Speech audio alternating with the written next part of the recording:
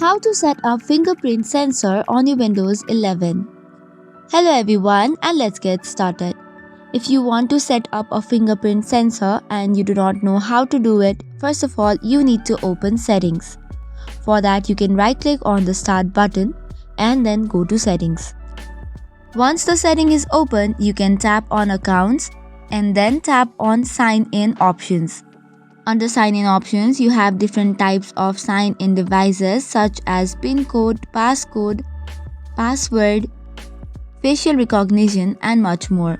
Tap on the second option which says fingerprint recognition. As I have already set up a fingerprint, you have to now tap on add a finger or set up a finger. Once you tap on it, it will open a new dialog box whereby you are supposed to provide your PIN code of the computer. For that, click on Get Started.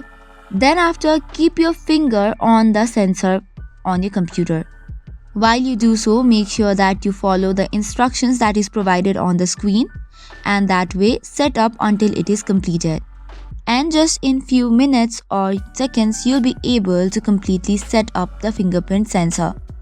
So that is all for today's video. For more such contents, do not forget to hit the like and subscribe button. Thank you and keep watching.